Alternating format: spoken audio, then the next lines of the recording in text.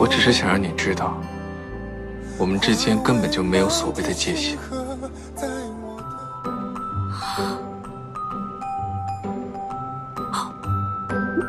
我不是在做梦吧？西西，西西，小雅，我们上新闻了。在我们身后是我们优秀的原创品牌 Cici。那 Cici 面对网友们的质疑，发起了一次素人改造的事件。这家店的衣服都是店主自己设计的吗？好像也没有评论区说的那么差，对吧？我最喜欢那个第3套，我们几个今天就是特意来看一看的。对，都好好看啊！我们成功了！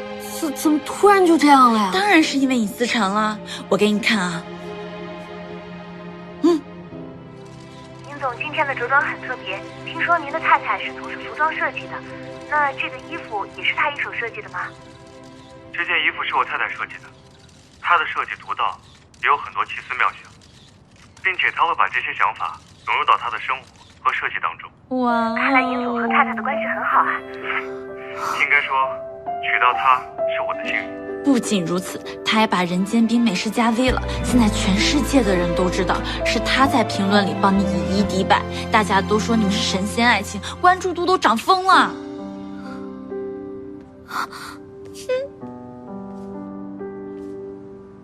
事情不是你想的那样。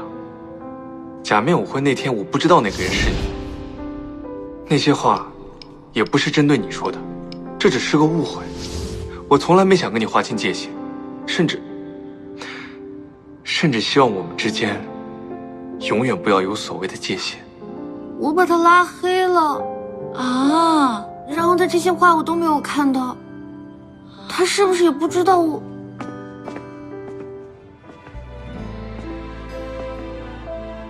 尹思辰，像流星划过，夜空点亮了，怎么舍得让一瞬间就此坠落？这衬衫你还留着？只是空白的，你做的我当然要留着。定不做作，那上面不都沾可乐了吗？它有什么关系？不是已经挡上了吗？那天舞会，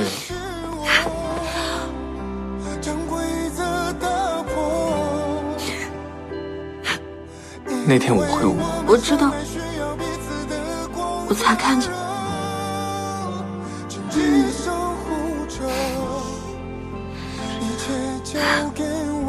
我只是想让你知道，我们之间根本就没有所谓的界限。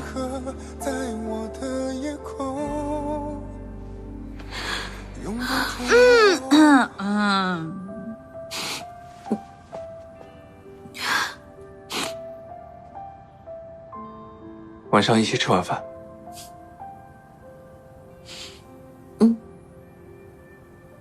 那我先回公司了，晚上见。